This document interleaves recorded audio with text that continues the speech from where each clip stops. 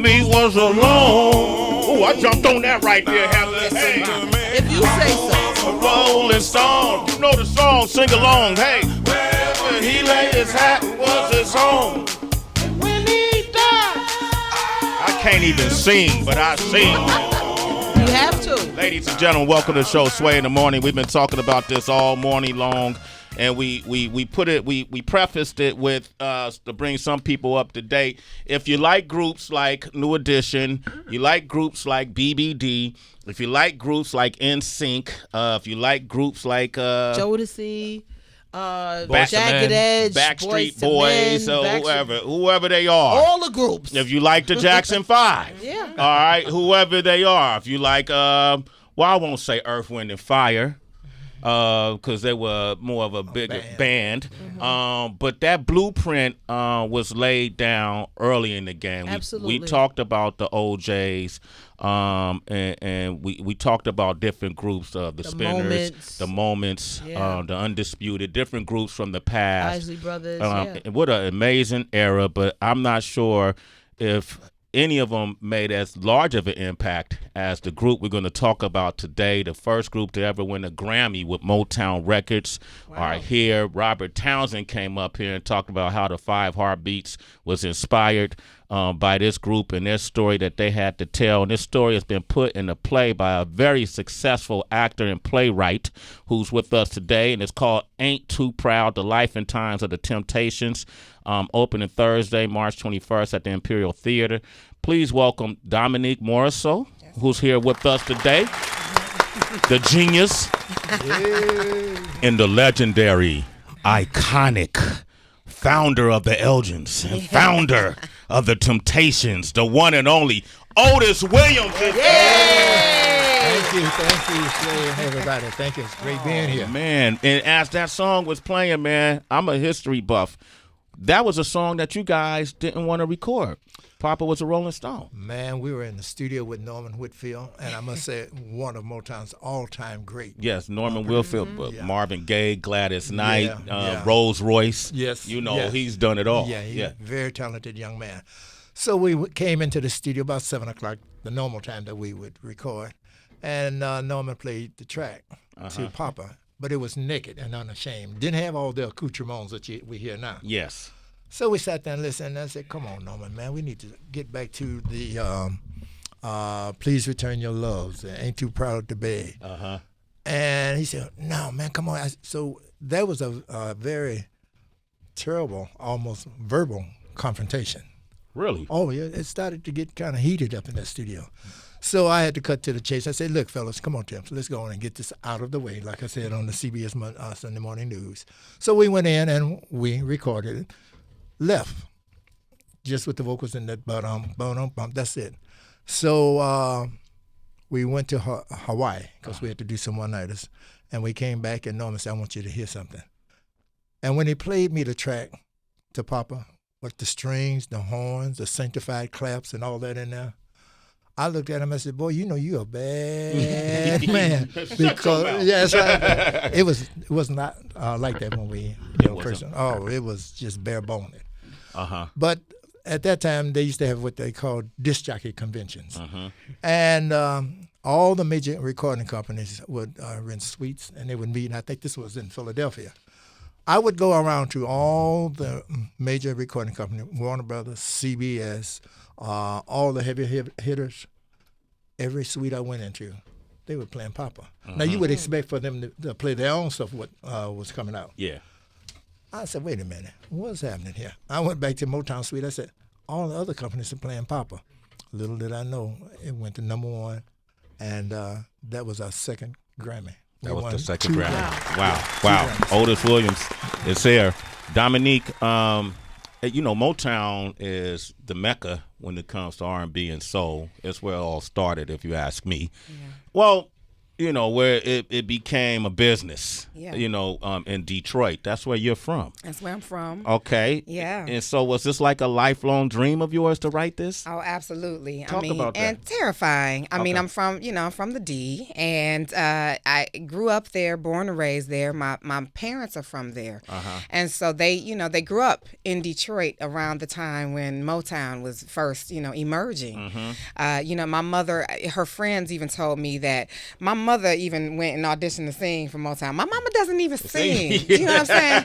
It was just, that was the thing to do. I looked at her like, wait, what? But it was a thing to do. Like, everybody went and auditioned for Motown because this is a hot thing was happening. And so I feel like every Detroiter grew up on Motown music, even if you're not from that generation, and the first music that you hear is the music your parents played. Yeah. Absolutely. You know what I mean? So for me, the Temptations is like this bridge between me and my parents. It's like where we meet in the middle is with the Temptations music. And being from Detroit, love it or hate it, and whether it's right or not, they definitely feel a ownership, over the Temptations. We think we own the Temps. That's ours. And we gave it to the rest of the world, but we always want it back, And so to tell the story, Detroit is always looking extra close, microscopically close, at what you're writing and who's telling the story. And they're excited that I'm from Detroit, and they look at the generation I'm from. They go, "Well, what you know about it?" Even though they know they didn't play it for everybody their whole lives, but they go, "What you know about what it?" you know about it. Yeah. And so, but for me, it's like this special thing where I get to sort of get my mom has met Otis. My dad's met Otis. My family's come to see. So you made it. Once you introduced them to Otis, you made it. That's what I'm saying. I have been able to give my parents access to their childhood heroes, and so I'm loved forever now in my family. Wow. In ways that I probably wasn't before. It's really special to be able to tell this story. Well, you obviously are special because you received the MacArthur Foundation Genius Grant, right? Yes. And can you that's a big deal. Break down to people what that is, and it's a big deal. I mean, it is a grant that we're given over the course of 5 years. We get $125,000 a year. So it's a $625,000 grant that with no strings that you get for having a body of work in your field that is substantial and that has changed the course of it. And what I'm most excited about with the Genius Grant is lots of playwrights that have come before me have gotten it that I love and respect, but you're like getting named with like biologists and like you know what I mean, and like Reverend Barber was one of the Genius Grant winners along with me this year. I'm like, whoa, you're naming me with Reverend Barber. Why not? I mean, why not? Why not? Ain't too proud to life and times of the Temptations. They knew what they were invested in when they invested in you. Otis Williams is here. We recently, I don't even know where to start with your story, but I think your journey it's been motivating and inspiring for a lot of us, especially in hip-hop culture. It was you guys' success, and to see you guys on TV, and to see the uniforms, the costumes, and to see the choreography and the unison that took place on stage, but then also to hear about the stories that happened behind the scenes. Sure. That part of the journey to me is as important, if not more important, than the end result.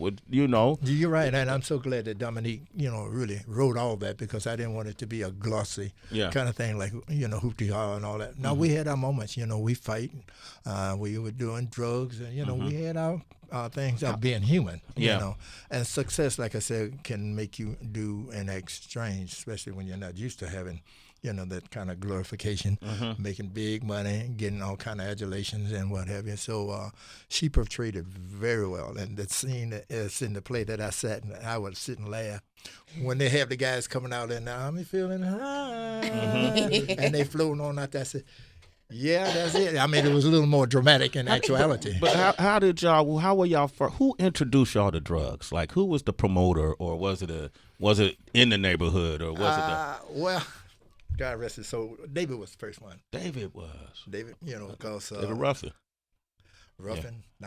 God rest his soul. I mean, we didn't do anything like that. David got in the group, and because on the real side wasn't what wasn't told, Eddie Kendricks didn't want David in the group. Okay, why not? He felt competition? David was a solo artist before Okay. he came to the group. You know, we used to do record hops around Detroit for the noted disc jockeys. In order for your record to be played every Friday, Saturday, you had to go around and do that record hop. David was doing a solo act. He had must about 8 or 9 singles out, and they didn't really do anything. My group at the time was Otis Williams and The Distance. And then we became the Temptation. We were like the rulers of Detroit as far as entertainment was concerned. And David came to my house, him and his brother, and David said, "You know what, man? I want to sing with you." I said, "Wait a minute, bro. You want to sing with me?" He said, "Man, you guys are something else." And I was an honor to having that, because to see David throw that microphone up in there, and drop to his knees, and as the microphone come down, boop, and he'd grab it. Oh, it was a sight to see. That was something. Nobody was doing that at that time. And then with us doing the choreography, it was a heck of a unification. Who came up with the choreography for the Temptations? Late, great Paul Williams. Paul Williams. Paul Williams. Oh, yeah. I mean, when we first got together, we could sing anything. I mean, like I said in the little speech that I give on the in our show, Swan, the Dixie Hummingbirds, Sam Cooke and Swan Silvertone, harmonizing for 'em, man, get back. Yeah. We'd sing them. We'd kill them. Yeah. Because we were all Southern boys. We grew up with that kind of foundation. Gil Lasky, who was one of our conductors, he said, "Man, we should do a gospel album." Barry Gordy said, No, R&B pop, because our gospel wasn't as big as it is now. Then. So we went on and started doing the R&B thing. But David was the one that introduced grass first, and then it just went on to whatever else. When you mentioned Berry Gordy, I often say in our Berry Gordys or the Jay-Z's and the P. Diddy's of the world today, the top dogs of TDE and all of these guys. But what Berry Gordy was doing as a black man at that time, in this society, probably was so unheard of, damn near dangerous. But how was it beneficial, do you think, to the black community? Oh, very beneficial, because Barry set the tone for like the names that you just mentioned. I went and saw the 60th anniversary for Motown. Yeah. I got on the phone the next day and told my attorney, "Hey, copyright this, I registered. GLOAT, GLOAT, greatest label of all time. GLOAT. Bar none. Motown. Motown. I mean, I'm a historian when it comes to recording and record, because I love to read. I don't care what label you name, none of them greater than Motown. We had to go to school from 10 in the morning to 6 in the evening. Supremes, Four Tops, Miracles, Temptation. We went to artist development. You will not get no recording company then or now will invest that kind of money in an artist being able to perform. That's part of the reason why we are able to do it 59 years later. You went to school Monday through Friday? Drank my liquor, sip, yes. Yes.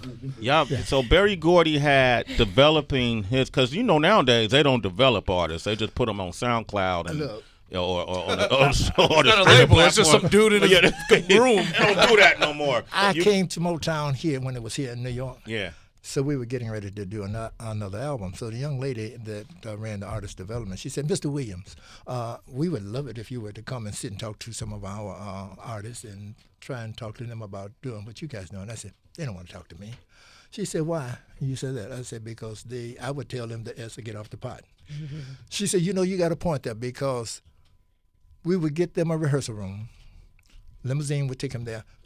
Would you believe about a half hour to an hour later they would call and say, 'We're tired. We want to go back home.' And they would have to send the limo back to the rehearsal and take them back." I said, no, that's not dedication. That's not dedication. Ain't Too Proud, The Life and Times of the Temptations, opening Thursday on March 21st at the Imperial Theater. If people want tickets, how can they get tickets, Dominique? Oh, they can go to ain'ttooproudmusical.com. They can go to Ticketmaster. We're all out, so they can go online. They can show up at the box office on 45th Street, and they can call the box office as well. So if you look up Imperial Theater, or if you go to ain'ttooproudmusical.com, you'll get all the information on how you can get tickets to our show. Okay, Otis Williams is here. I'm going to play a quick clip, and then I'm going to take these phone calls as well. having you here is an honor. And this clip is referring to something because we had a group called De La Soul here recently, maybe a month ago, and they revealed to the world that their first album, they were celebrating the 30-year anniversary of their first album. 3 Feet High and Rising. And they weren't receiving any residuals from that first album because of sample clearancing and the whole nine. But basically, the label was trying to re-release it, and they were against it. And what happened with them was the kind of deal they signed probably when they were younger. They were teenagers. They didn't understand sampling laws weren't really developed at the time that they signed the deal. And we were talking to Robert Townsend about the kind of research he did for the 5 Heartbeats because I thought it was your story. And he spoke about something similar he found when interviewing people from that time period. I talked to the Dales, I talked to the Temptations, I talked to David Ruffin, all the different groups, because I would ask them, I said, well, what did y'all do with y'all money? And they said, we didn't make no money. And they said, we were 17, 18, and we just wanted the women, and then they would buy us all a Cadillac. And then I said, well, what about the record guys? I said, what about your publishing? They says they would always joke about the publishing, but we never got the publishing. And so when he broke it down, I was like, oh my God. And then Keenan and I first, it was going to be really funny. And then was like, this is kind of sad. These guys didn't make any money. Is that true to your story as far as the music goes? Well, I must say for the Temps now, I'm not going to use myself as the yardstick to measure everybody else. Okay, the Temps, yeah. Right. I must say that when we first signed our deal with Motown, we were young. Yeah. We recorded about 8 or 9 singles before we clicked with the way you do the things you do. But I will say this in honesty and defense of Motown. When we got our royalties, they called us up. We were getting ready to go on tour. And the accountant said, Temps, you need to stop by before you go on the road. So me being the group leader, I go up there and pick up the check, and I opened and looked at it and said,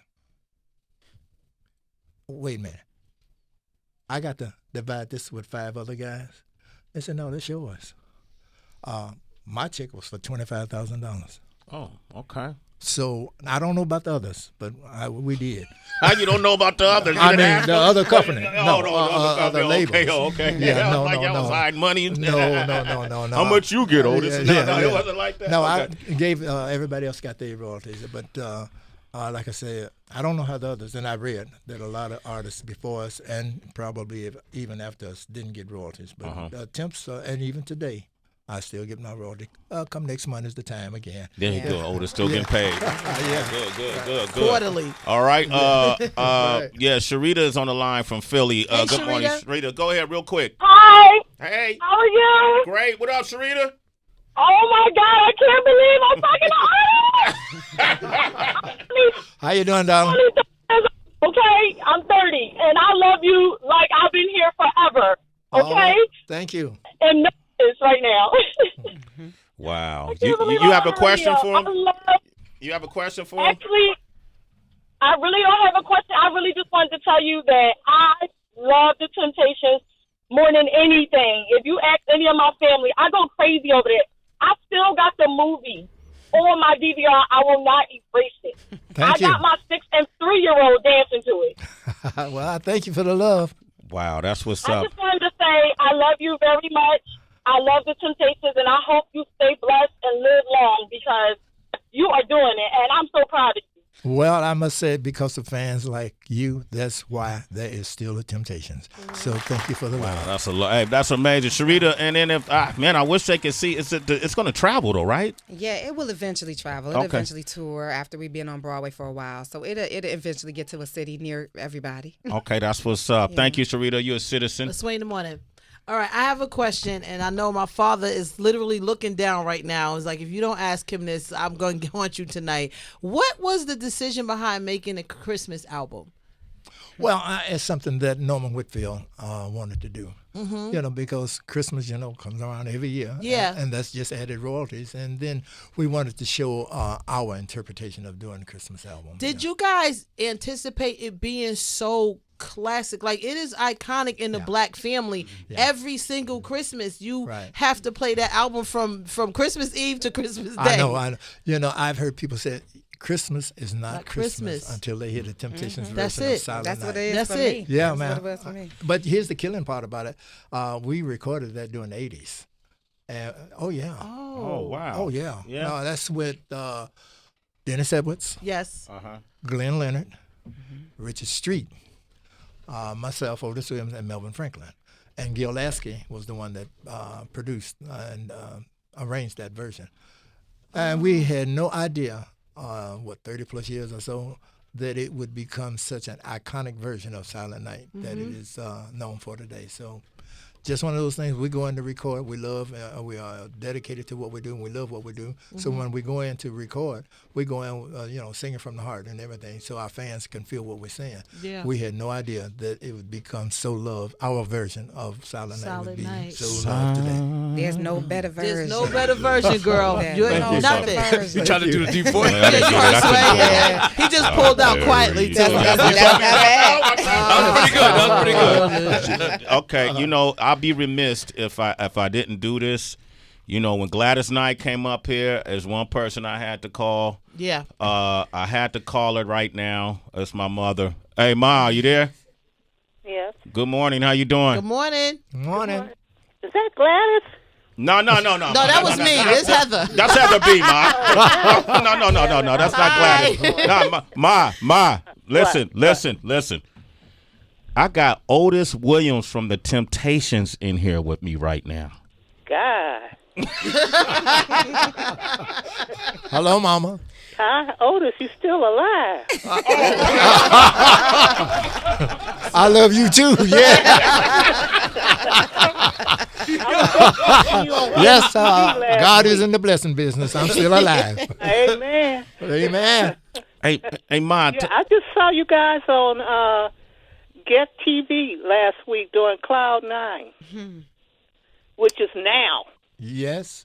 We were on CBS Sunday Morning News about a week or so ago. Oh, okay. Yeah. Oh, great. Hey, Keep it going, Temps. Yes, ma'am. Okay. Hey, what was it like when the Temps came out, Ma? When you were coming up, what was the reception of the Temptations? They were the hottest group. I mean, the Temps were the Temps, okay? And I was in high school at the time. So every morning, all of us, even my brother, my sisters, we all would, when the Temps come on, play K-Soul on K-Soul and KDIA. With Sly Stone, okay? We would Temp on the way to school. Wow. Which one were you? Well, I wasn't nobody. I love all of them. Well, I love Eddie. Okay. You're going to love the new Eddie, too. You're going to love him very much. Well, they got to play when it comes to Oakland. We'll make sure we get tickets when it comes to the Bay Area. It's called Ain't Too Proud, The Life and Times of the Temptations. Okay. Hey, Ma, I just want to let you know I'm doing things out here. I got Otis Williams on the show. All right? I had to call Stan and tell him. Call your uncle and tell him. Oh, my gosh. He's going to have a fit. Your mother don't know how to do three-way? Hey, Ma, call him now. Can you call him on your other line? He's not going to answer. That's true. At least she know. That's early. her big brother, too. Oh, she knows. She like, he ain't gonna answer. He ain't gonna answer. Shut All that right. down. Man, hey, if he would have answered, hey, can you leave a voicemail on his Oh, yeah. This Well, nigga, yeah, Uncle I'll try. Stanley. I'll call his wife. She She'll said get it to him. All right, cool. All right. All right, Ma. I'll have him do something, all right, and I'll send it to y'all. All right? All right, thank you. Mr. Otis. Thank you for being there. Well, Always. darling, thank you for supporting us for all these years that we're still here. Oh, I love you guys. Love you back. Okay. Okay, Ma. Quit fanning out, Ma. You sound like a groupie right now. Chill out. Real up, Ma. I can't help it. I'm just saying, real up, Ma. We live on air. Come on. All right. Okay. Talk to you later. Okay, All right. Bye. Yeah. Chill. Sway like you too real now. Yeah, right. Yo, by the way, I respect all mamas. I ain't never heard that tone of voice. Hi, y'all. What the hell was that? Yeah, you out of there, man. All right, man, Otis. We prepared a mix for you. I don't know if we're gonna get to it because our time is We could do it after. Okay, but I wish you could come back, man. I Yeah. wish you could come back. Man, I love talking with you guys. Yeah. You know, because that was something else I wanted to say, but you said time is running. No, say it.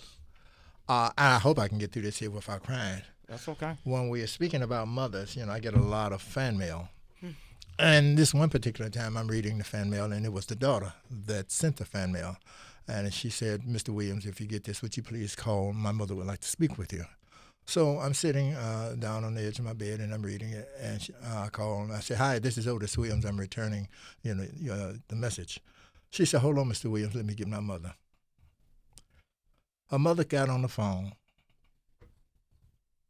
and she said, I asked God not to take me until I talk to Otis Williams.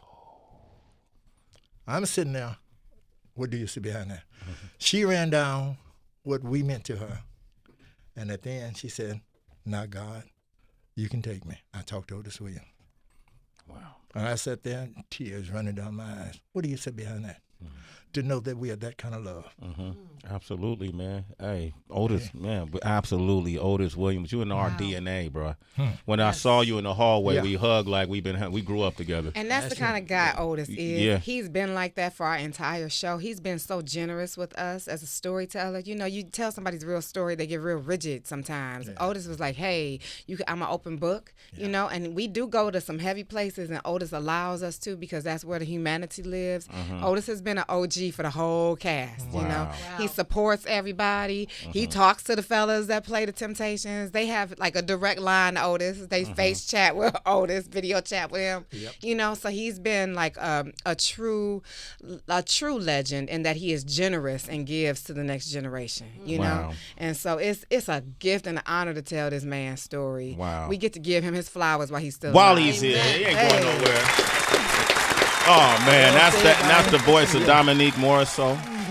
You can find her on social media at DOMORISSEAU, Dio Morisseau. Okay, and Morisseau. Okay, thank you. I was killing your name. That's okay. You did not It's correct the Haitian you killed girl it too. in me. Me too, man. You killed it too. Oh, no, I'm just like Otis. Yeah. You ain't yelling at him, can't yell at me. Mauricio. All right. Otis, man, please come back. Yes. Oh, I love it. Yeah, we're just on some love it. hangout, man. Yeah, I got 1,000 questions I got to ask you I about got music. 1,000 answers. All right, for hey, them, too. let me ask you, how you feel about artists who sampled your music, Temptations music?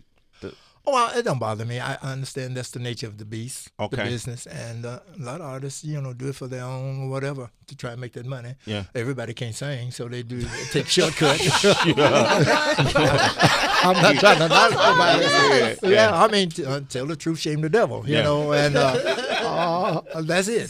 So I look at it. I think the broadness of what I've gone through has given me a whole nother kind of perspective about life, people, places, and things. Yes. And I try and stay open that way and accept life because this Amen. is it. Amen. Otis Williams, ladies and gentlemen. It's amazing. Dominique Morisseau.